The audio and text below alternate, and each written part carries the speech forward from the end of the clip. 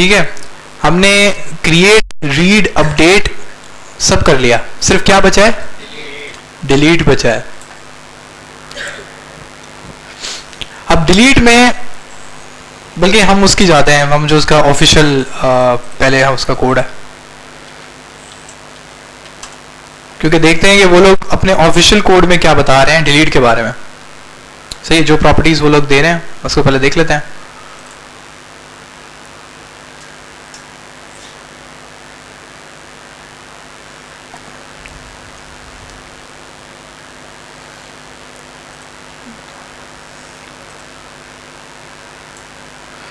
अब delete one में हमारे पास डिलीट में हमारे पास दो मेजर वो प्रॉपर्टीज बता रहे हैं, एक कह रहा है डिलीट वन और दूसरी कह रहा है डिलीट मैनी। तो डिलीट वन लाजमी सी बात है एक होगी और डिलीट मैनी मल्टीपल हो सकता है। और डिलीट वन में हमारे पास वो सिंपल से बता रहे हैं कि एक हमें आइडेंटिफायर बता दो, सही है, कि हमें बता दो कि उसका कोई एक फील्ड बता दो जो मैच हो जाए। अब उसने अभी साइज क्या बोला हुआ है? लार्ज, लेकिन ये क्या है? Delete one. इतनी तो आप में कॉमन सेंस आ गई होगी कि इसका मतलब क्या है कि अगर साइज लार्ज के 5 एंटिटीज भी हुई, यानी कि 5 एंट्रीज भी हुई, तो उन पांचों में से डिलीट वन कौन सी वाली डिलीट करेगा? पहली, क्योंकि ये डिलीट वन है। अगर वो डिलीट मैनी लगा देता तो क्या होता? सब के सब डिलीट कर देता, जिसका साइज क्या होगा? लार्ज होगा। एक बहुत सिंपल, बहुत इजी हमारे पास ऑप्शन है डिलीट का। अगर यहाँ पे हम देखो तो हमने क्या किया हुआ है, यहाँ पे मैंने बेसिकली जो आपका पहला वाला बैच था उसको मैंने स्टैंडर्डाइज एक तरह से काम करवाया था। मैंने कहा था यार डिलीट मैनी यूज कर लो। अब मैंने उसको क्या पास की हुई है? लेकिन आईडी। अब मुझे पता है कि आईडी हमेशा क्या होगी? यूनिक ही होगी। तो हालांकि है डिलीट मैनी, लेकिन हम उसको पास क्या कर रहे हैं? आईडी। तो इसमें हमारे पास क्यों ये एक अच्छा हमारे पास ये मेथड है, क्योंकि अगर मेरे पास मल्टीपल आईडीज भी आती हैं, मतलब एक से ज्यादा मेरे पास आईडीज भी आती हैं जो हम इसको सप्लाई करते हैं, तो वो भी इधर से ये डिलीट कर सकता है, ठीक है। लेकिन या दूसरी हमारी कोई प्रॉपर्टी है, जैसे एक क्लासरूम है, उस क्लासरूम के सारे स्टूडेंट्स को डिलीट करना है, तो अगर हम यही वाली प्रॉपर्टी यूज करेंगे तो वो भी डिलीट कर देगा, सब कुछ डिलीट कर देगा। एक एग्जांपल के लिए हम एक अपने प्रोजेक्ट में इसको बना के देखते हैं और क्विकली हम लोग एक्सप्रेस राउटर्स की तरफ चलते हैं।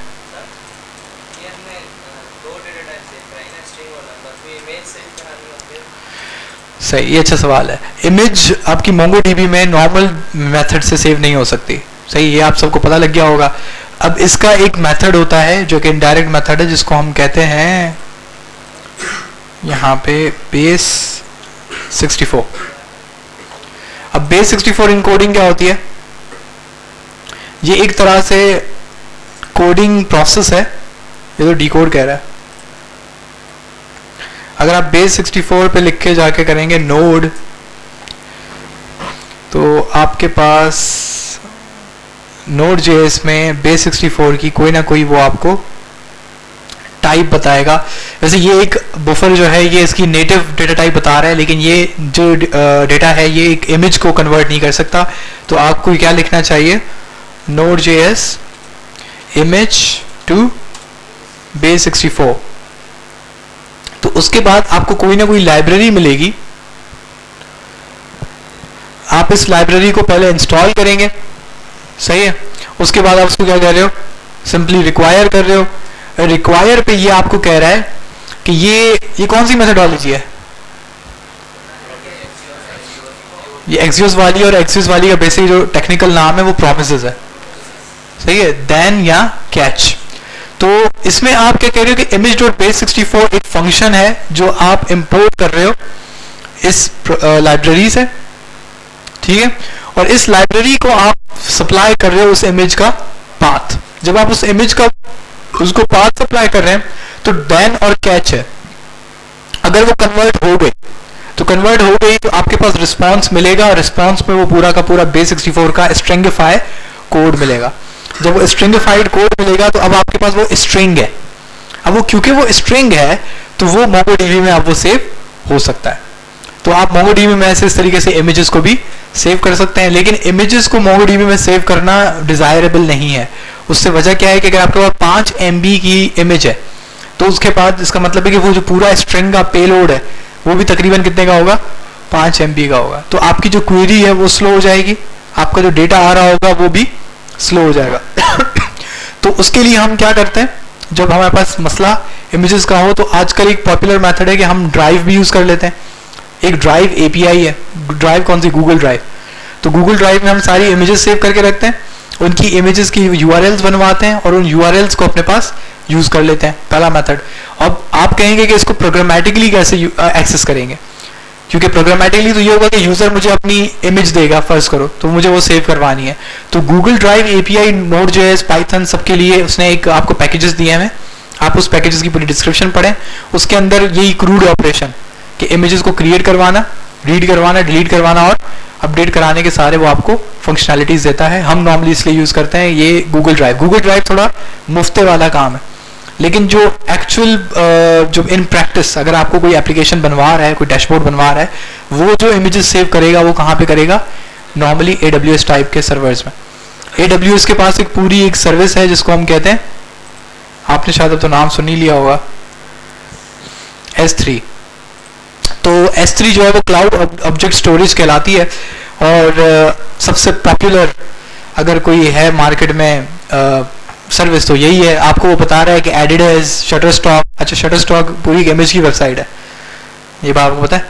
तो वो समझ लो इतनी बड़ी वेबसाइट जो है शटरस्टॉक, वो पूरी किसको यूज कर रही है, S3 को।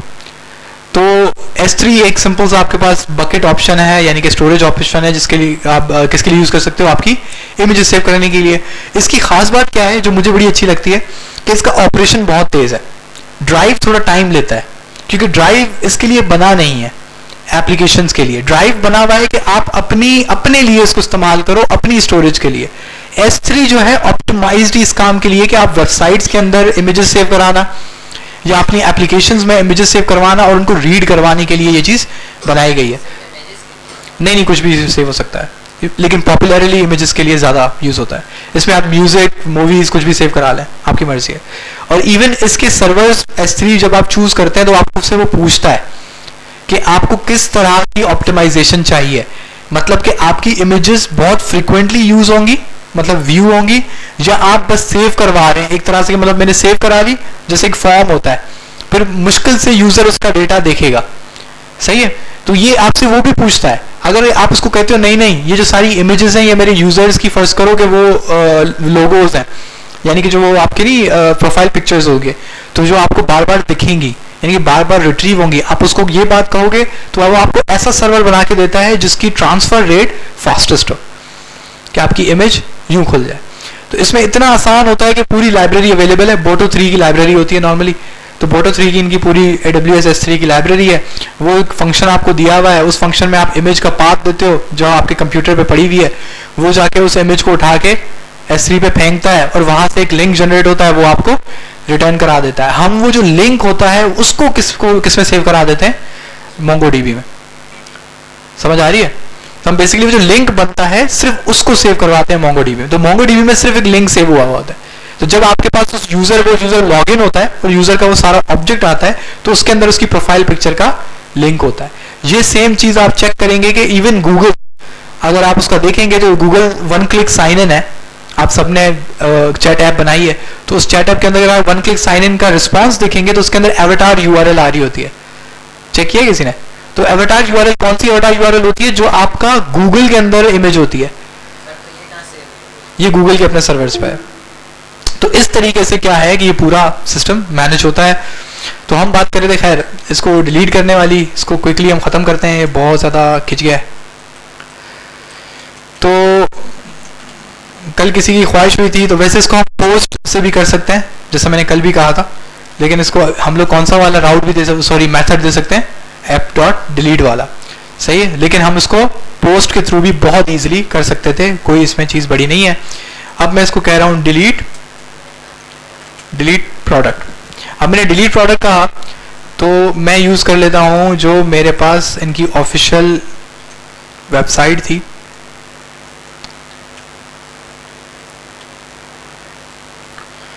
डिलीटिंग के लिए। कौन सी? डिलीट 1 फिलहाल मैं यूज करता हूँ। डिलीट 1 ज्यादा सेफर है। ऐसा ना हो डिलीट मेन्यू में मैंने कोई ऐसी चीज दे दूंगा वो सबको उड़ा दे, तो हमारा पूरा डेटा का डेटा बन गायब हो जाएगा।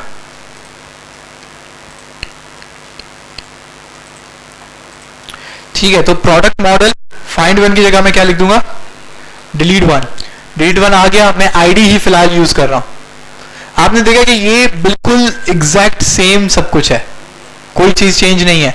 अब जाहिर सी बात है ये वाली लाइनों की मुझे जरूरत नहीं पड़ेगी, क्योंकि मैं सिर्फ क्या करवा रहा हूं, डिलीट करवा रहा हूं। और मैं कह रहा हूं ये जो आउटपुट आया इसको मुझे वापस भेज दो, मुझे जरा देखना है इस आउटपुट के अंदर क्या है। या फॉर सेफर साइड आप ये कह सकते हो, इधर लिख दो प्रोडक्ट सक्सेसफुली डिलीटेड, और आप इसको कॉन्सोल करवा लो। अच्छा, ये किसी को समझ आता है कि मैं कभी कभी ये सिर्फ टेक्स्ट भेजता हूं और यहां पे आउटपुट को कॉन्सोल करवाता हूं, ऐसा क्यों करता हूं? किसी को चीज पता है?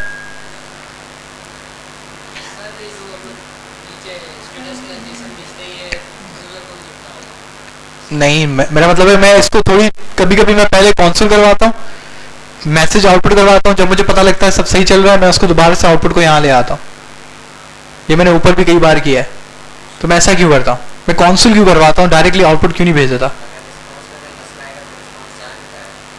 करेक्ट, क्योंकि जेसन जो है वो एक सर्टेन फॉर्मेट चाहता है, एक ऑब्जेक्ट टाइप फॉर्मेट चाहता है। तो अगर वो फॉर्मेट नहीं आया तो मेरा सर्वर क्रैश कर जाएगा और वो मुझे कहेगा जेसन कैन नॉट बी स्ट्रिंगिफाइड, या एक आपके पास नॉट सीरियलाइज्ड का एरर आता है, Jason can not be serialised. तो उसका मतलब होता है जो आप मुझे जेसन भेजने के लिए बोल रहे हो वो जेसन है ही नहीं, या जेसन टाइप ऑफ डेटा नहीं है। तो इस वजह से मैं क्या करता हूँ कि फॉर सेफर साइड जब हम इसको डेवलपमेंट कर रहे होते हैं तो पहले क्या कर लेते हैं, कॉन्सोल, क्योंकि कॉन्सोल को आप कचरा भी दोगे तो वो पोस्ट कर देगा, उसको कोई फर्क नहीं पड़ता। लेकिन फिर यहाँ पे जो आउटपुट है वो मैंने एक स्ट्रिंग भेजा है। जब मेरे पास ये गारंटी हो जाएगी कि मेरा जो ये आउटपुट में जो चीज आ रही है वो एक जेसन टाइप है, या वो स्ट्रिंग है, या ऑब्जेक्ट है, या कुछ भी है, तो तब मैं उसको यहाँ पे सेफली यूज कर सकता हूँ। फिलहाल के लिए मैंने डिलीट प्रोडक्ट किया। अब आपको पता है कि मैं थंडर क्लाइंट यूज करूंगा, थंडर क्लाइंट में न्यू रिक्वेस्ट कर लेते हैं। अब ये टाइप क्या होगी, डिलीट होगी। अब हम इसको लोकल होस्ट यूज कर लेते हैं, लोकल होस्ट 5000 है और हमारे पास डिलीट अंडरस्कोर प्रोडक्ट है। अब डिलीट प्रोडक्ट के लिए मुझे बॉडी चाहिए और बॉडी में मुझे क्या पास करना है, आईडी। सही है, अब आईडी में मेरे पास एक स्ट्रिंग जाएगी। अब स्ट्रिंग के लिए मुझे एटलस चाहिए।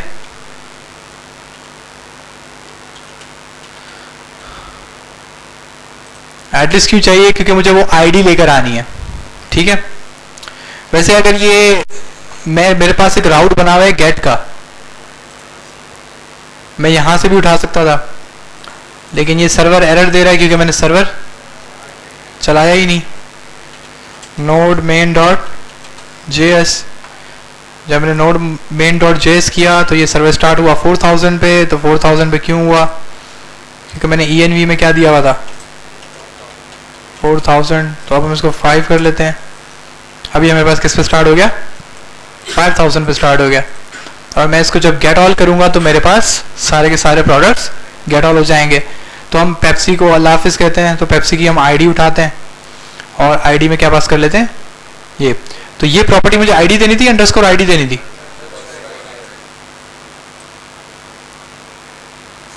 लेकिन यहाँ पे मैंने बॉडी डॉट क्या की हुई है, आईडी, अंडरस्कोर नहीं की हुई। तो मुझे क्या देनी चाहिए, आईडी ही देनी चाहिए। अब मैंने कहा सेंड, तो मेरे पास क्या आ गया, प्रोडक्ट सक्सेसफुली डिलीटेड। लेकिन अगर आप नीचे जाएंगे तो कॉन्सोल क्या कह रहा है, एक्नॉलेज्ड ट्रू, यानी जो आपने कमांड दी थी वो मुझे पता लग गई, डिलीटेड काउंट 1, यानी एक प्रोडक्ट मैंने डिलीट कर दिया। इसका मतलब है कि एक चीज मुझे कंफर्म हो गई कि सेफ है। अगर मैं इसको क्या भेजूं, तो नॉर्मली मेरा तरीकेकार होता है कि मैं एक मैसेज भेजता हूं जिसमें एक मेरा कस्टम मैसेज होता है। ठीक है, उसके बाद मैं आउटपुट या डेटा की प्रॉपर्टी देता हूं, उस प्रॉपर्टी में मैं क्या पास कर देता हूं, आउटपुट। ये एक मेरा खुद का एक स्टैंडर्ड तरीकेकार है जो मैं फॉलो करता हूं, क्योंकि ये वाला जो मैसेज होता है ये मैं फ्रंट एंड वाले को बताता हूं कि ये गारंटीड कुछ ऐसा ही आएगा। सही है, तो इसके बाद मैं इसको रीस्टार्ट कर लेता हूं। अब इसको मैंने रीस्टार्ट किया। अब प्रॉब्लम ये है कि पेप्सी तो उड़ चुकी है। अब इसको हम दोबारा से प्रोडक्ट मंगवाते हैं, तो अब सिर्फ क्या बचा हुआ है, कोका कोला। तो डिलीट तो वैसे ही बहुत इजी ऑपरेशन है। सबसे जो डिफिकल्ट ऑपरेशन होता है वो होता है अपडेट। अपडेट में हमने देखा था, पहले हमने फाइंड किया, उसके बाद उसको एडिट किया और फाइनली उसको सेव करा दिया। तो उसमें थोड़े स्टेप्स ज़्यादा थे। उसके अलावा जितने भी आपके पास चीज़ें थी वो सब कुछ ईजी थे। इसके अलावा फाइंड में आपकी एक चीज़ रहती है जो आपको नहीं, शायद आपने पढ़ी,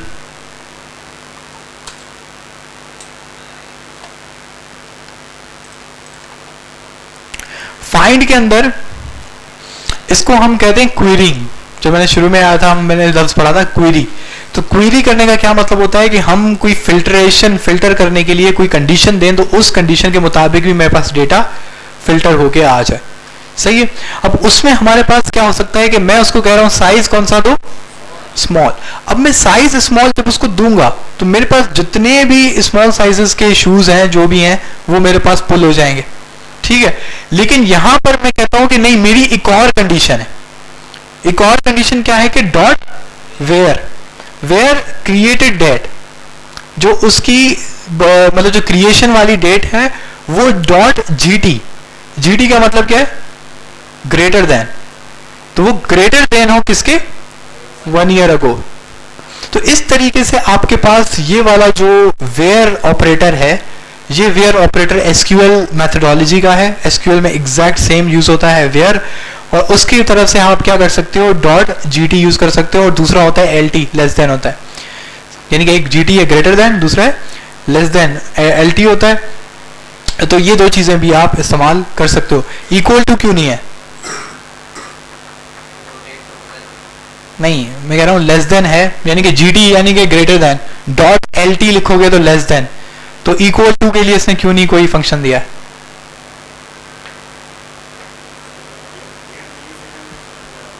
नहीं, डेट नहीं है, डेट को भूल जाए। तो डेट तो एग्जांपल के लिए मैं कह रहा हूं रेटिंग, एक सिंपल मैं बदल दिया।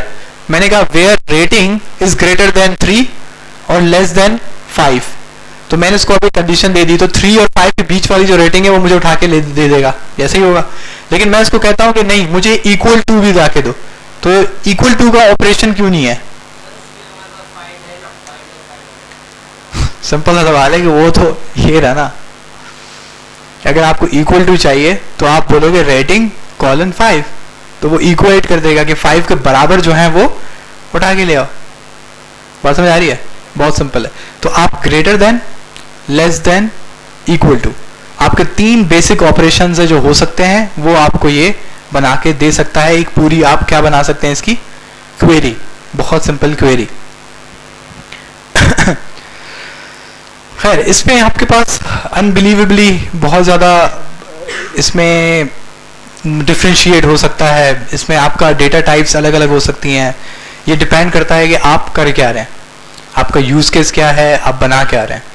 बात समझ आ रही है? बहुत सिंपल। यहाँ पे आपके पास डॉक्यूमेंटेशन है, इसमें जो आपके पास फाइंड, जो आपकी बाकी जो चीज़ें हैं वो तो सेम रहेंगी। जो चेंज होगा वो आपकी डेटा टाइप चेंज हो सकती है और क्वेरी करने के तरीक़ेकार चेंज हो सकते हैं। अब जैसे कि हमने ये जीटी और एलटी देखा, डॉट वेयर, तो इसमें आपके पास एक सिंपल टिपिकल केस क्या है कि जब हम लोग एक ई कॉमर्स की वेबसाइट में टाइप करते हैं कि हमें मोबाइल फ़ोन्स दिखाओ जिसकी प्राइस रेंज यहाँ से लेके यहाँ तक है, तो वो सिंपली हम क्या कर रहे हैं, जीटी और एलटी कर रहे हैं। कहीं कहीं पे हमें होता है कि हमें सिर्फ फर्ज करो कि एक कराची के एक कॉन्टेक्स्ट का डेटा दिखाओ, तो हमने ये यहाँ पे जो आपका हम पास करते हैं इस तरीके से ऑब्जेक्ट, उसमें हमने सिटी में क्या पास कर देना है, कराची। तो आपको ये पता होना चाहिए कि क्वेरी कैसे करते हैं। सही है। उसके बाद अपडेट, डिलीट और क्रिएट और ये बाकी जो ऑपरेशंस हैं वो तो सिंगुलर ही रहते हैं नॉर्मली। सही, वो मल्टीपल नहीं हो सकते। फाइंड करने की जो कंडीशंस हैं वो अलग अलग हो सकती हैं। अभी कल आप में से ही एक हमारे एक पुराने स्टूडेंट थे, वो आए थे यहाँ पे, तो उन्होंने मुझे एक बात कही कि उनके पास एक डेटाबेस है मोंगोडीबी का ही, जिसके अंदर 4500 के लगभग रॉज हैं। सही है। तो 4500 से लगभग रॉज का मसला क्या हुआ उसके पास, वो कह रहा था अब मैं सब पुल करवा रहा हूँ, जैसे ही वो वेबसाइट खुलती है मैं सारे वो डेटा पुल करवा रहा हूँ, तो 1-1.5 मिनट का वक्त लगता है सारे वो डेटा पॉइंट्स को लेकर आने में, क्योंकि बहुत भारी डेटा है, 4500 रॉज हैं। तो बेसिकली अब उसका हल क्या होता है नॉर्मली, अब ये क्वेरी प्रॉब्लम है। सही है कि आप उसको क्वेरी कैसे कराओगे कि टाइम तेज हो जाए। तो उसके लिए एक आपके पास एक अच्छी सी अप्रोच होती है जिसको हम पेजिनेशन कहते हैं। किसी ने लफ्ज सुना है ये पहले? पेजिनेशन एक बहुत सिंपल सी और बहुत एक अच्छी सी अप्रोच है जिसमें हम क्या कर लेते हैं कि हम एक डेटा को, अगर आप इसमें सर्च करें mongoose पेजिनेशन एग्जाम्पल,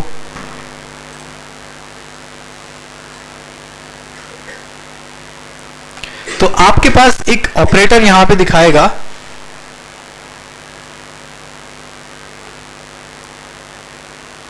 वो कौन सा है? Limit operator. लिमिट ऑपरेटर क्या करता है कि लिमिट ऑपरेटर आपको बोलता है कि ये कितनी प्रोडक्ट्स आपको एट अ टाइम शो करनी है। तो लिमिट 10 जब किया तो बेसिकली उसको भले 100 भी दिख जाए तो वो टॉप 10 जो है वो आपको दिखा देगा।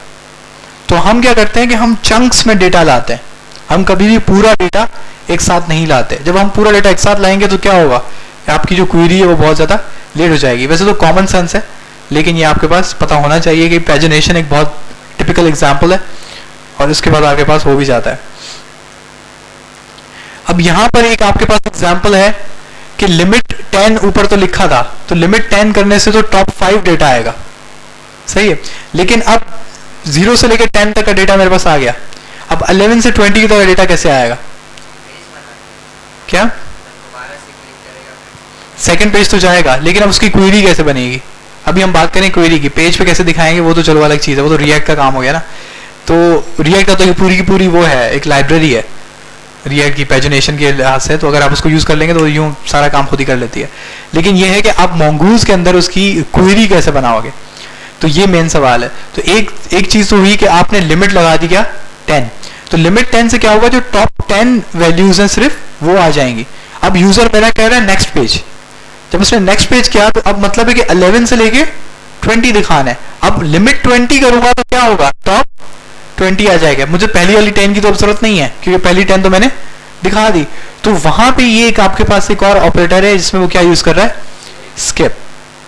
अब वो स्किप कर रहा है 10, फिर लिमिट कर रहा है 10। तो अब क्या होगा कि 10 तक की जो वैल्यूज है वो नहीं दिखाएगा, आगे से लेके 11 से लेके 20 तक की वैल्यूज पुल अप करके ले आएगा। ऐसे करके हाँ, पेजिनेशन में प्लस प्लस प्लस प्लस आप करते जाते हो। अब अगर आपने कभी नोट किया हो तो मोस्टली वेबसाइट्स के ऊपर जब आप नेक्स्ट पेज करते हैं तो यहाँ पे ये चीज लिखी हुई आती है। ऑफसेट के लफ्ज, दो चीजें आती हैं, एक आता है ऑफसेट, एक आता है पेज। अगर पेज आता है तो वो आता है कि 5 और ऑफसेट आता है जैसे 5, किसी में 4, किसी में 3, जैसे उनकी फंक्शनलिटी लगी हुई है। तो ऑफसेट बेसिकली उसका स्किप होता है और पेज जो होता है बेसिकली उसके पर पेज कितने आइटम्स आपको ला के देने हैं वो वैल्यू होती है, सही है। तो पेज 10 का मतलब होता है कि आपके पास कितनी वैल्यूज उस पेज पे लानी चाहिए और ऑफसेट के पीछे से वैल्यूज कितनी स्किप करते हुए आओ। बात समझ आ रही है? एक बहुत सिंपल सी एक लॉजिक है, लेकिन एक आपके पास पता होनी चाहिए। खैर,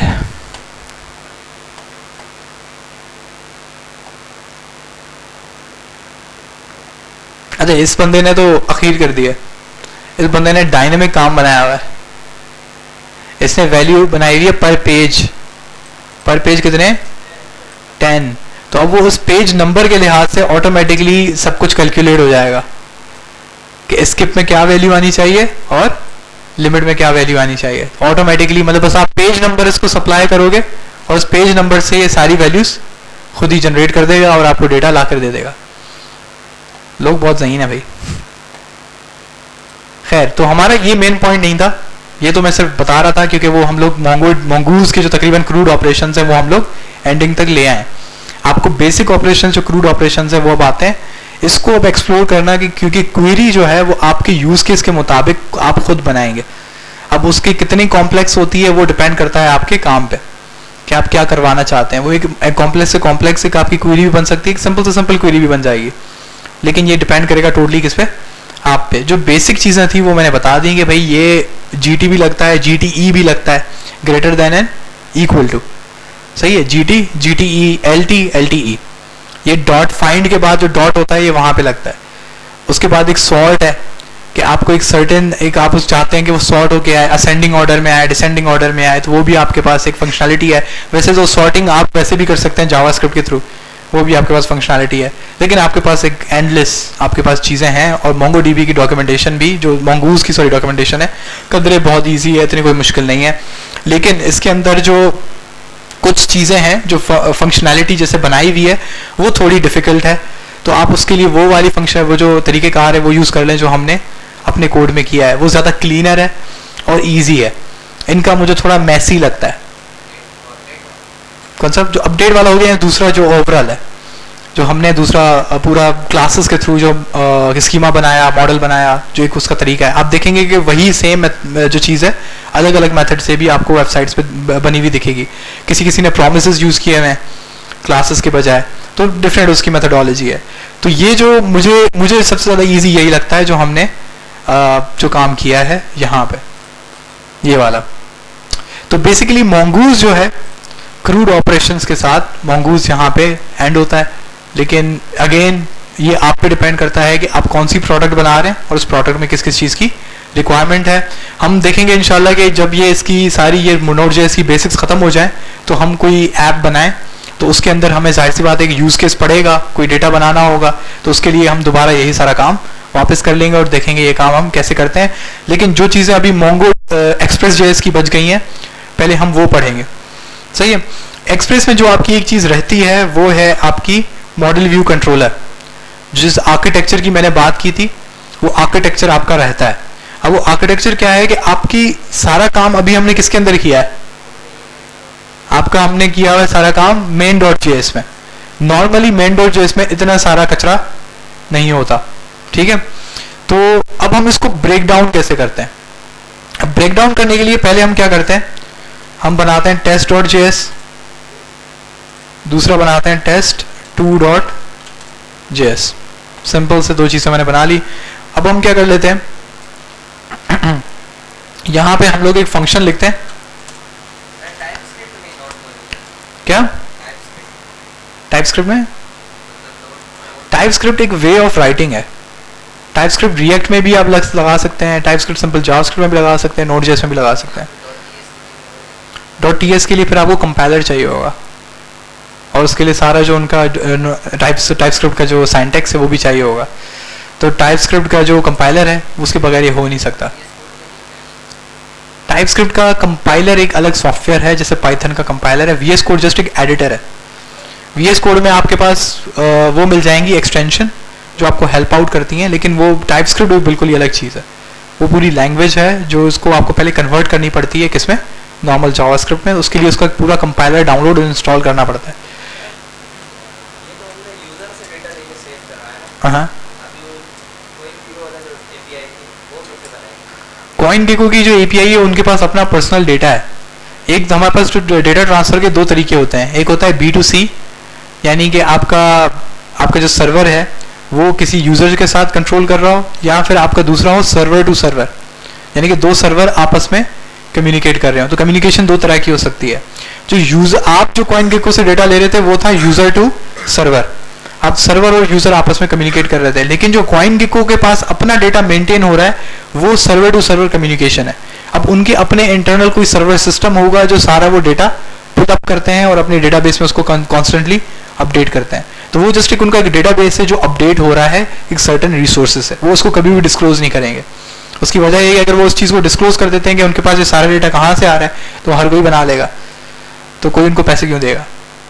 सेम चीज़। लेकिन ये डेटा बिल्ड करना आसान नहीं होता और वेबसाइट्स उसी का ही फायदा उठाती हैं। जैसे आपके पास न्यूज़ APIs हैं, अब न्यूज़ APIs के बाद 5 साल तक का भी न्यूज़ का डेटा होता है। अब वो उन सारा जो डेटा है उन्होंने किसी न किसी रिसोर्स के थ्रू किसी डेटाबेस में सेव करा हुआ है, अब वो उसी से ही पैसा बनाते हैं। अब उन्होंने पैसे 5 साल तक, इसका मतलब है कि उन्होंने वो डेटा कलेक्ट किया और उसके सर्वर के चार्जेस भरे। जाहिर सी बात है वो डेटाबेस जिस सर्वर में पड़ा है वो पैसे ले रहा है, तो अब वो उनका फिर कमाने की बारी आती है जब वो फाइनली आपके पास डेटा जनरेट हो जाता है। खैर, हम एक यहाँ पे एक फंक्शन बनाते हैं। वैसे ये हम लिख रहे हैं जावास्क्रिप्ट, लेकिन हम काम किस में कर रहे हैं, Node.js में। इसमें हम सिंपली एक बनाते हैं console.log हेलो वर्ल्ड। अब ये test2 जो है, यहां पे मैं कहता हूं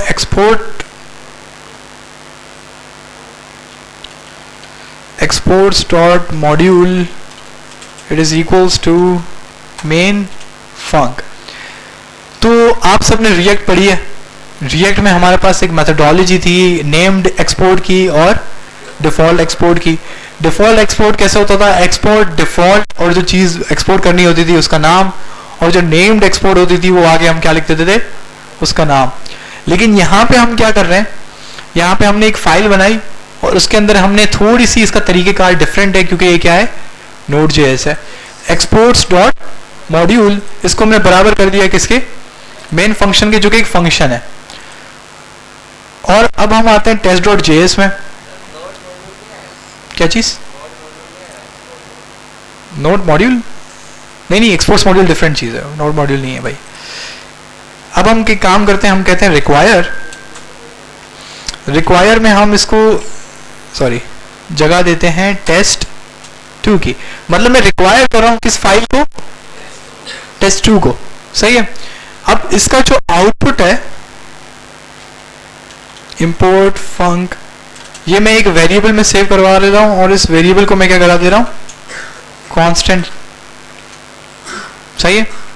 एक सिंपल, अभी तक कोई इसमें कोई रॉकेट साइंस तो नहीं है, इजी है। क्या किया,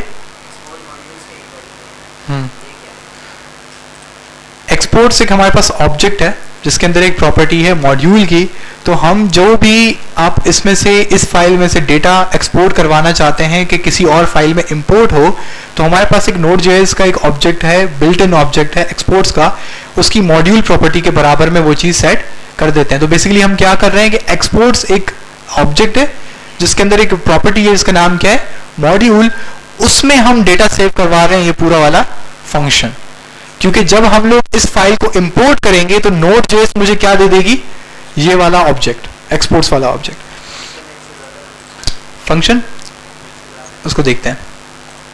तो हमने यहां पे test2 को हमने इंपोर्ट करवाया, सही है, इंपोर्ट फंक इसमें सेव करवाया। अब हम दो तरीके कर सकते हैं, या तो मैं console लॉग करवा लूं डायरेक्ट इस इंपोर्ट फंक्शन को। अब हम टर्मिनल में जाते हैं। अच्छा, ये एक्सप्रेस सर्वर नहीं है, ये कोई एक्सप्रेस सर्वर नहीं है, ये सिंपल Node.js है, बिल्कुल बेसिक Node.js, क्योंकि मुझे ये समझाना है कि एक्सपोर्ट और इंपोर्ट कैसे होता है। तो नोड हम यहां पे लिख रहे हैं और लिख रहे हैं test.js। जब हमने ये लिखा तो हमारे पास वो बता रहे हैं कि जो आपका मॉड्यूल प्रॉपर्टी है, एक ऑब्जेक्ट मेरे पास आया है, इस ऑब्जेक्ट में एक मॉड्यूल प्रॉपर्टी है जिसमें क्या सेव हुआ है, मेन फंक्शन, यानी कि ये वाला फंक्शन जो हमने यहां बनाया था। अब अगर मैं जाके ये करूं, इसको मैं मिटा दूं और मैं कहूं इंपोर्ट फंक, इसको क्या कर दो, एग्जीक्यूट करवा दो, तो मैंने इसको चलाया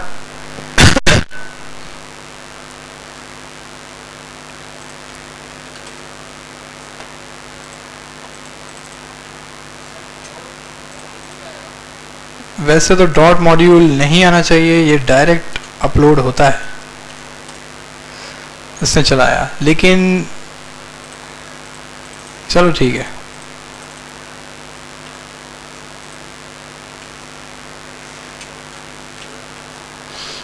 नहीं, ये एक मिनट देखते हैं इसमें क्या बंद हुआ है।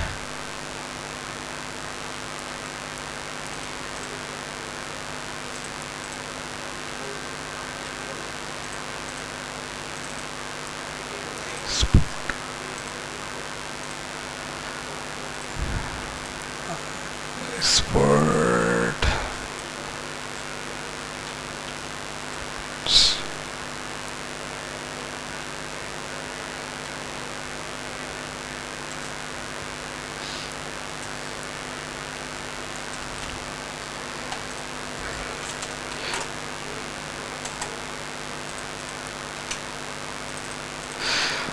अजीब सी बात है, हालांकि ऐसा होता नहीं है। एक मिनट, हम एक काम कर सकते हैं कि इसको हम ऐसे करें, फिर हम इसको मॉड्यूल करेंगे। तो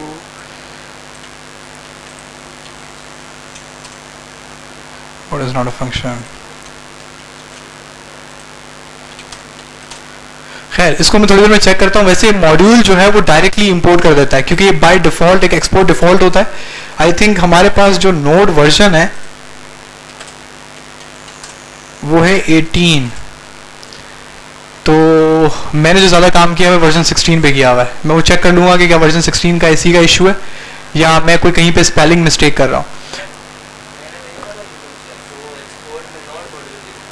नॉन मॉड्यूल्स नहीं होता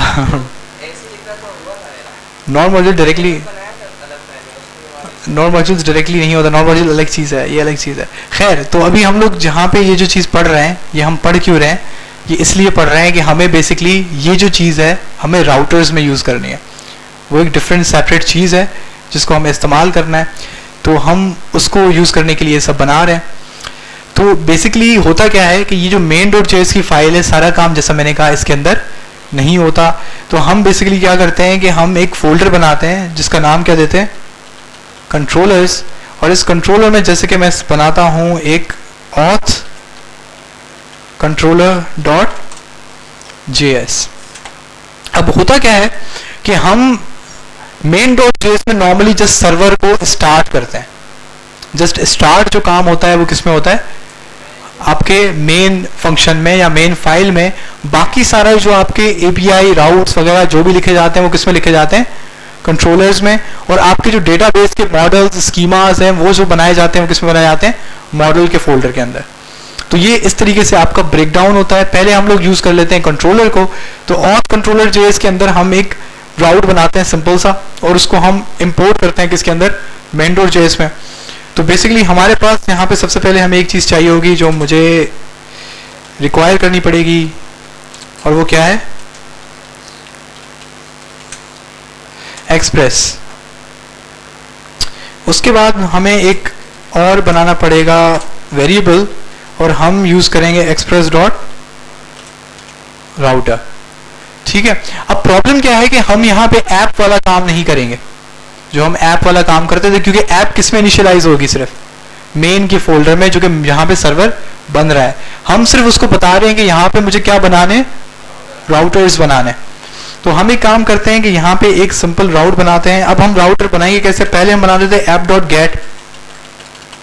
क्या बनाते थे, app.get। अब app.get की जगह पे हम क्या बनाएंगे, router.get। उसकी वजह क्या है कि हमारे पास अभी वेरिएबल का नाम क्या है, राउटर, जो अवेलेबल है। तो हमने router.get बनाया, बाकी सारा प्रोसेस सेम। अब इसका हम कहते हैं डॉट राउटर, ताकि हमें याद रहे कि हम क्या कर रहे हैं।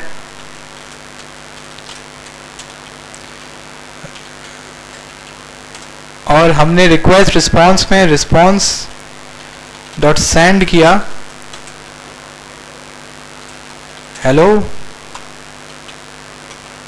World from router. अब इसको हम बेसिकली क्या करेंगे, राउटर बना लिया, इसमें एक राउट भी बना लिया, इसको हमने सिंपली क्या करना है, एक्सपोर्ट। क्योंकि मुझे इसको इंपोर्ट कराना पड़ेगा कहां पे,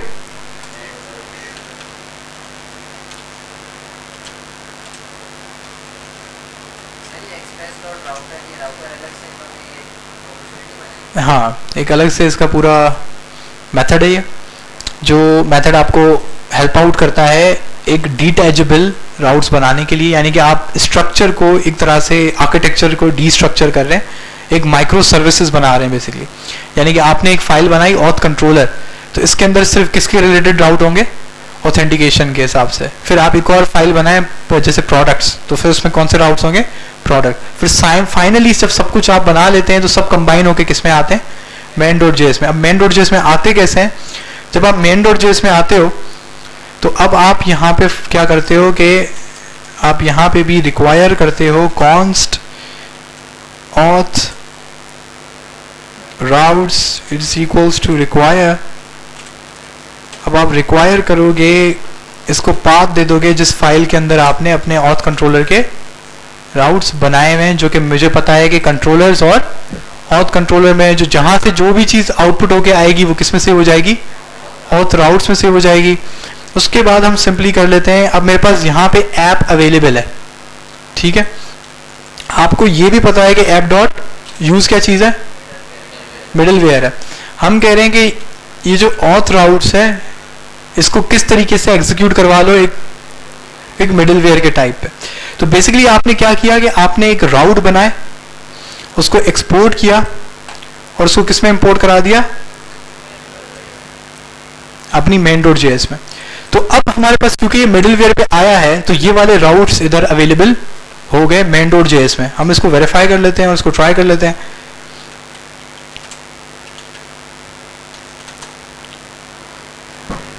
आई थिंक ये वही मसला होगा, ये बोलेगा मिडिलवेयर करो डॉट मॉड्यूल।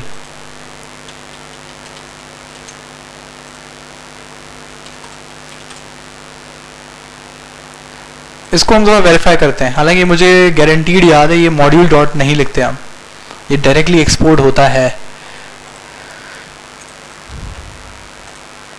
अब हम आते हैं अपने ब्राउज़र में, तो लोकल होस्ट 5000 स्लैश क्या था, राउटर। तो जब हमने स्लैश राउटर किया तो अब हमारे पास आ रहा है हेलो वर्ल्ड फ्रॉम राउटर। तो बेसिकली हमने लिखा उस अलग फाइल में था, लेकिन वो इंपोर्ट किस में हो गया है, मेन डॉट जेएस में, और वो बिल्कुल उसी तरीके से वर्कआउट कर रहा है जैसे नॉर्मल हमारे दूसरे राउट्स कर रहे हैं। लेकिन इसका एक फायदा होता है, अगर ये करना था तो उसका फायदा क्या है कि आप इसको चाइल्ड राउट बना सकते हैं बहुत इजीली। इसको बंद करो। आपको मिडिलवेयर की एक क्वालिटी पता है कि इधर आके मैं लिख लेता स्लैश एपीआई, तो अब क्या होता, अब मैं इसको रीलोड करूंगा तो ये नहीं चलेगा, ये बोलेगा कि स्लैश राउटर का जो एंड पॉइंट है ये अवेलेबल ही नहीं है। क्यों नहीं अवेलेबल है? हालांकि अगर आप माउस कंट्रोलर में देखें तो अब भी इधर क्या लिखा हुआ है, /राउटर, लेकिन अब ये राउट मुझे कहां पे मिलेगा, API स्लैश राउटर। अब मैं एंटर करूंगा तो मुझे सेम राउट मिल जाएगा। इसका मतलब क्या है? इसका मतलब है कि इधर में अब जो भी राउट बनाऊंगा, फर्ज करें मैं यहां पे बनाता हूं राउटर 2, सही है, राउटर 2 बनाया, दिस इज राउटर 2। अगर हम इसको रीस्टार्ट करें तो अभी यहां पे मैंने राउटर 2 में कोई API का लफ्ज नहीं लिखा है, उसके बावजूद जब हम यहां पर राउटर 2 दबाएंगे स्लैश API के तो मुझे राउटर 2 भी यहां पे मिल जाएगा। तो बेसिकली क्या कर रहे हैं कि आप एक जगह पे एक वर्ड बदल रहे हैं और उसके फाइल के अंदर जितने भी राउटर्स बने हुए होंगे वो सब इस पेरेंट राउट के बाद आपको मिलना शुरू हो जाएंगे, सही है। तो ये इस तरीके से क्या करते हैं कि हम अपने राउट्स को मैनेज करते हैं। जैसे कि अब आपने लिखा स्लैश API, तो अब जहां जहां पे आपके पास ये इस ऑथ राउट फाइल के अंदर जितने भी राउट्स होंगे वो सब यहाँ पे मिल जाएंगे। या दूसरा एक और तरीका क्या हो सकता है, अगर आप जो नॉर्मल होता है कि हम क्या करते हैं कि स्लैश API स्लैश ऑथ, अब हम इसको जब रिस्टार्ट करेंगे तो ये जाहिर सी बात है बोलेगा कैन नॉट गेट, कि इसको ये मिल नहीं रहा। क्यों नहीं मिल रहा? क्योंकि अब मुझे क्या चाहिए, स्लैश API स्लैश ऑथ। अब मुझे ये फाइल और यानी कि ये राउट अवेलेबल हो जाएगा। कहाँ पे? हाँ, बेसिकली वो कर ही रहा है कि जहां पे आपने app.use लिखा ना, यहाँ पे आके आपके वाले जितने भी वो राउटर्स आपने उस फाइल में बनाए थे वो वहां पे चिपका देता है और कुछ नहीं करता हो। सिंपल सा उसका ये मेथडोलॉजी है, लेकिन ये वाला मेथड सबसे ज्यादा यूज होता है। अब आपको एक बात समझ आ रही है कि ये आपने ये जितने भी बनाए थे, ये गेट प्रोडक्ट्स, लॉगिन, क्रिएट, अब ये अपनी अपनी अलग अलग फाइलों में जा सकते हैं। सिंपल, आप इसको अपनी अपनी फाइलें बनाएंगे, यानी कि ऑथ जो साइन अप लॉगिन है वो दोनों किस में जाएंगे, ऑथ के अंदर, जो प्रोडक्ट्स वाले हैं वो प्रोडक्ट्स फाइल के अंदर। तो इस तरीके से आपका जो कोड है वो बहुत ज़्यादा ऑर्गेनाइज हो जाएगा। और एक्सप्रेस डॉट राउटर एक स्टैंडर्ड है जो आपको नॉर्मली फॉलो करना चाहिए। और दूसरा, अब इसको थोड़ा हम चेक कर लेते हैं कि ये डॉट मॉड्यूल का क्या चक्कर हो रहा है, क्योंकि मुझे लग रहा है कि नोड वर्जन के चेंज होने से ये चेंज हुआ है।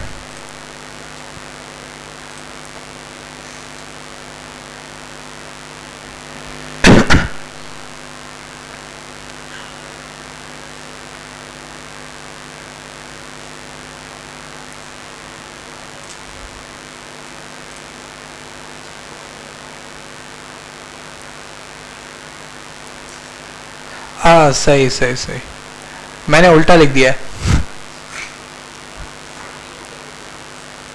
मैं कह रहा था कि तरीका यही है, और मजे की बात है मुझे बात समझ में नहीं आ रही कि ये इतना पागल है कि इसने पिक भी नहीं किया और उल्टा चला भी लिया। यार क्या क्या मसले होते हैं। डॉट एक्सपोर्ट्स, तो बेसिकली मेन ये है, सही है। अब मुझे भी समझ आया कि ये क्यों आ रहा था। अब ये डॉट मॉड्यूल की जरूरत नहीं पड़ेगी। अबे भाई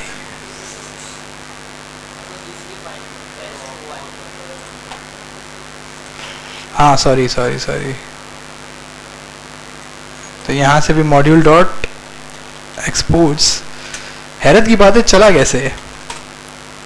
तो अब चल गया।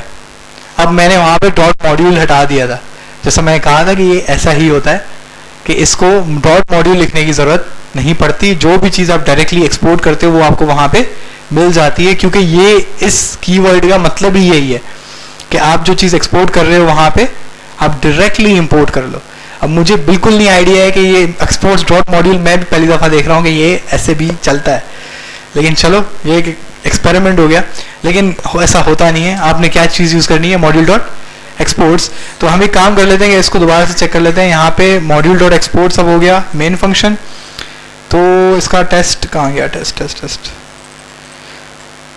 तो इसको हमने बेसिकली डायरेक्टली एग्जीक्यूट करवाना होता है। तो हम कहें नोड टेस्ट डॉट जेएस, तो आपका हेलो वर्ल्ड डायरेक्टली चल गया। इसका मतलब है कि आप डायरेक्टली वहां से जो भी चीज एक्सपोर्ट करवाओगे यहाँ पे इंपोर्ट हो जाएगी। तो बीच में किसी ने सवाल किया था कि एक से ज्यादा हो तो, किसी ने यहाँ पे सवाल पूछा था कि एक से ज्यादा अगर मुझे चीजें इंपोर्ट एक्सपोर्ट करवानी हो तो एक ही फाइल में से।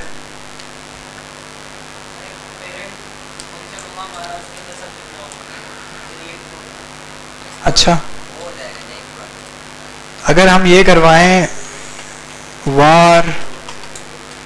var data it is equals to, एक ऑब्जेक्ट हम एक्सपोर्ट करवाएं और इसके अंदर हम करें एज 27, सही है, क्लास हम कहें वेब, ठीक है, और इसको एक्सपोर्ट करवा लें डेटा। मैंने फंक्शन फिलहाल थोड़ी देर के लिए छोड़ दिया। मैं क्या एक्सपोर्ट करवा रहा हूँ, एक ऑब्जेक्ट एक्सपोर्ट करवा रहा हूँ। तो मैं टेस्ट2 में इसको एग्जीक्यूट नहीं करता, बल्कि क्या कर लेता हूँ, console डॉट log, और जो रिक्वायर में मेरे पास इंपोर्ट फंक वेरिएबल में जो चीज़ आई है, जरा इसको हम प्रिंट करा के देखते हैं कि हमारे पास क्या आया है। ये मैंने चीज़ पहले क्यों बताई थी, क्योंकि एक्सप्रेस डॉट राउटर में जो चीज़ समझने वाली है वो एक्सपोर्ट एंड इम्पोर्ट है। बाकी कुछ ज़्यादा एक्सपोर्ट राउटर में है ही नहीं, वो सॉरी एक्सप्रेस राउटर में कोई चीज़ है ही नहीं। उसमें जस्ट एक्सप्रेस डॉट राउटर का तरीका तब यूज होगा जब आप एक और फाइल में उसको लिख रहे हो, क्योंकि नॉर्मली आप क्या लिखते हो, ऐप डॉट गेट, और वो ऐप ऊपर बनता है जब आप const app it is equals to express का फंक्शन चलाते हो। सिर्फ उसके लिए आप एक्सप्रेस डॉट राउटर को इस्तेमाल करते हो, बाकी सारी चीजें जो है आप एक्सपोर्ट इंपोर्ट से आप चलाते रहते हो।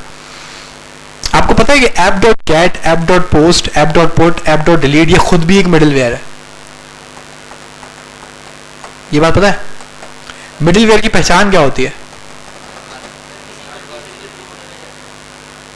जरूरी नहीं है।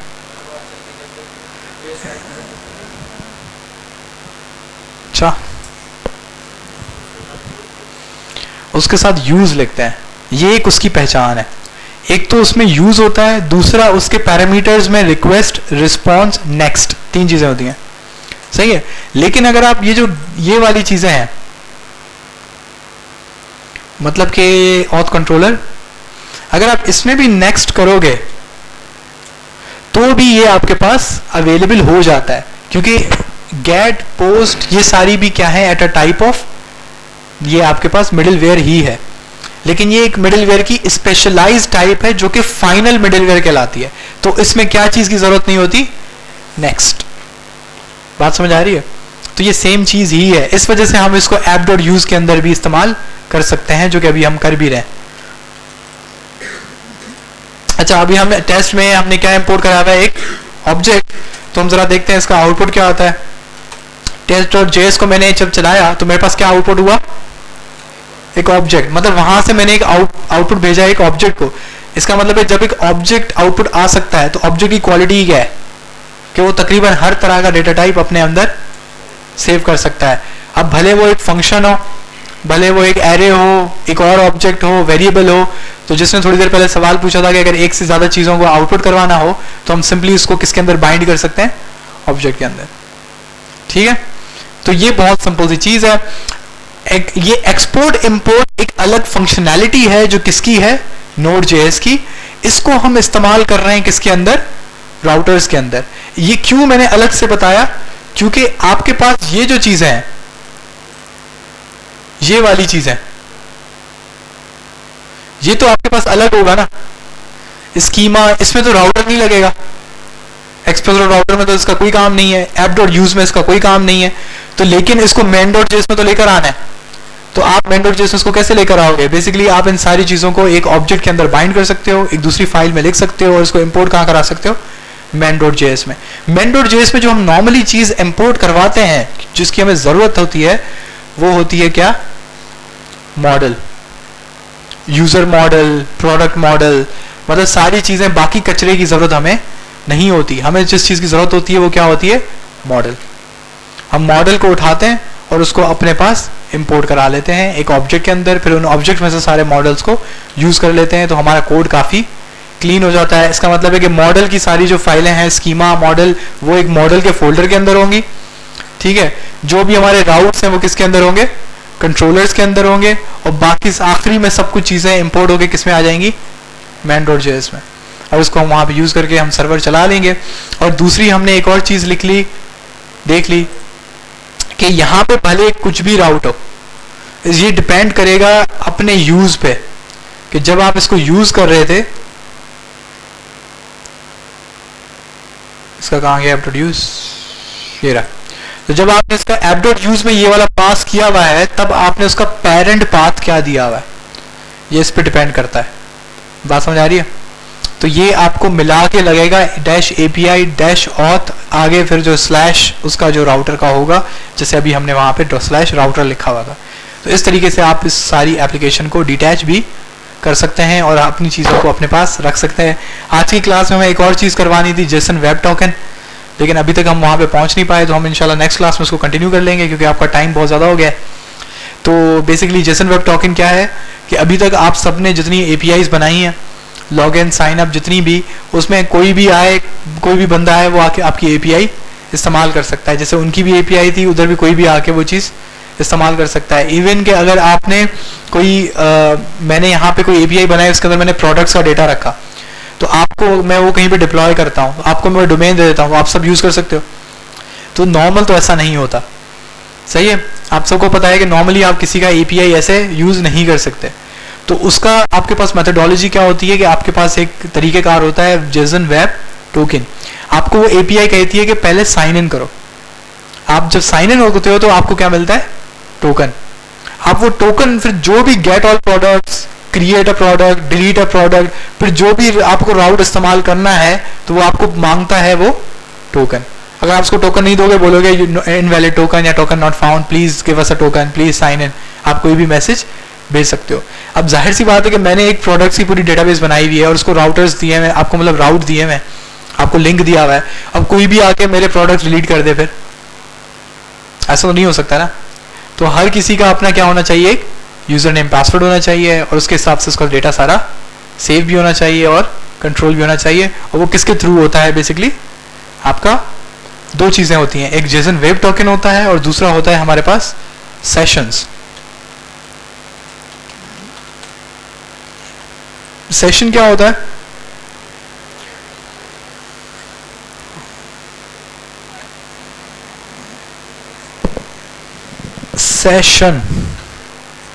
सेशन एक लोकल स्टोरेज या कुकी की तरह होता है जो हर यूजर का डिफरेंट होता है। अब देखिए मसला क्या है, अब एक यूजर साइन इन हुआ, उस यूजर का यूजर नेम आपको सेव करवाना है, क्योंकि जब वो करेगा गेट ऑल प्रोडक्ट्स या एक प्रोडक्ट फर्स्ट करो वो सेव करवा रहा है, तो मुझे वो प्रोडक्ट किस यूजर के पास सेव करना है, डेटाबेस को ये बताना पड़ेगा।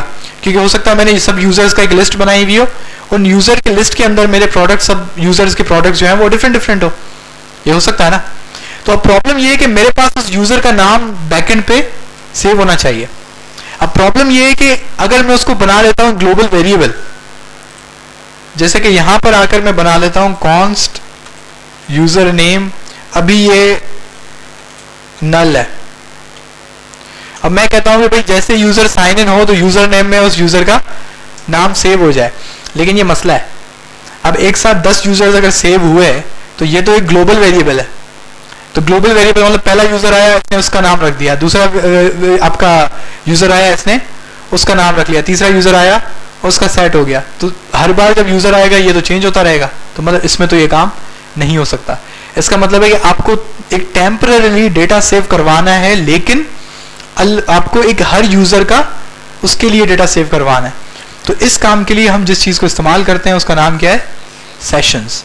सेशन का मतलब ही यही है कि हर यूजर का एक अलग सेशन होगा। तो आप यहाँ पे देख रहे हैं कि वो क्या कर रहा है, यहाँ पे एक ऑब्जेक्ट बना रहा है सेशन के नाम का, जिसमें वो कोई डेटा सेव कर रहा है। अब ये जो डेटा है ये हर यूजर का डिफरेंट होगा, सेपरेट होगा।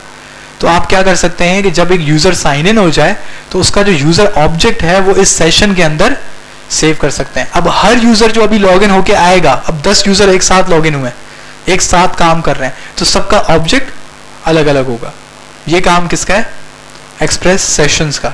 तो ये सेशन जो है ये वैसे तो एक ऐसी टेक्निक है जो तकरीबन हर प्रोग्रामिंग लैंग्वेज में यूज होती है। तो हर प्रोग्रामिंग लैंग्वेज का तरीकेकार थोड़ा सा डिफरेंट होता है, लेकिन हर किसी प्रोग्रामिंग लैंग्वेज में एक अच्छी बात होती है कि उसका क्या अवेलेबल होती है? लाइब्रेरी अवेलेबल होती है जो आप यूज कर सकते हो और सिंपली इस्तेमाल भी कर सकते हैं। तो नेक्स्ट क्लास में हम पहले क्या करेंगे, हम पहले JSON वेब टोकन्स करेंगे कि मतलब हम अपनी API को सिक्योर कैसे कर सकते हैं, कि मतलब जो मेरे यूजर्स हैं, जो जिन यूजर्स को मैंने साइन इन होने को कहा हुआ है या साइन अप होने को कहा हुआ है, सिर्फ वो मेरी API को यूज कर सकें। पहले हम JSON वेब टोकन करेंगे, फिर हम लोग थोड़ा बहुत सेशंस की तरफ जाएंगे ताकि हमें वो रियल वर्ल्ड प्रॉब्लम्स जो हैं वो थोड़ा पता लगेंगे कि वो कैसे होती हैं। ठीक है, उसके बाद इंशाल्लाह हम कोई एप्लीकेशन की तरफ जाएंगे जो हम साथ में बनाएंगे इधर, ताकि आपको पता लगे कि अब सब कुछ एक साथ मिलके कैसे खिचड़ी बनती है।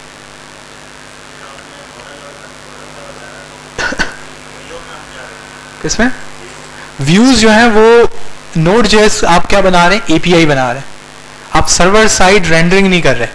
अगर आप सर्वर साइड रेंडरिंग कर रहे होते, मतलब HTML आप सर्वर के अंदर रख रहे होते, तो आप व्यूज के अंदर वो रख सकते थे। इवन व्यूज के अंदर हम ये भी करते हैं कभी कभार के एक आपका एरर पेज है, एक एरर पेज जो है वो आपने एक्सप्रेस के अंदर बना लिया। आप फ्रंट एंड वाले को कहते हैं कि एरर होगा ना तो मैं भेज दूंगा HTML, तो आपने वहां पे एक HTML बनाते हैं और आप उसको व्यू इंजन के थ्रू सेव करवा लेते हैं अपने एक्सप्रेस के अंदर ही। तो इस चीज के लिए हमें वो व्यू का फोल्डर चाहिए होता है। लेकिन क्योंकि अभी आप एक REST API बना रहे हैं और REST API में इनपुट आउटपुट किसके थ्रू होगा? JSON के थ्रू। तो HTML का कहीं काम नहीं है, तो व्यू का फोल्डर बनता ही नहीं है। आपके पास टेम्पररीली 3 फोल्डर्स बनते हैं इस आर्किटेक्चर में, कंट्रोलर्स, मॉडल्स और हेल्पर्स। हम जो नेक्स्ट क्लास उसमें देखेंगे जो JSON वेब टोकन है, उसके लिए हमें एक वेरीफाई टोकन का फंक्शन बनाना पड़ता है, ताकि वो जो यूजर जब आए, क्योंकि एक दफा एक फंक्शन बनाएंगे हर राउट में जाके इसको बार बार थोड़ी करेंगे, तो हम क्या करेंगे कि एक ही फंक्शन बनाएंगे, उस फंक्शन को इंजेक्ट करेंगे हर राउट में, जिस राउट में मुझे इसका टोकन चेक करवाना हो। मतलब एक हम सिंपल स्टैंडर्ड फंक्शन बना लेंगे, उसको हेल्पर के अंदर सेव कराएंगे, helper.js के अंदर, और उसको उस फंक्शन को हम उसके जैसे ही राउट के पास इंजेक्ट करेंगे तो वो पूरा जो राउट है ऑटोमेटिकली क्या हो जाएगा? सिक्योर हो जाएगा। तो ये फंक्शनलिटी सारी कैसे बनती है हम नेक्स्ट क्लास में बना लेंगे। वैसे तो बहुत ईजी है, बस थोड़ा सा कॉम्प्लिकेशंस कभी कभार आ जाती हैं, और खासतौर पर ऐसी गलतियां ना हो मॉड्यूल.export की जगह exports.module लिख दें।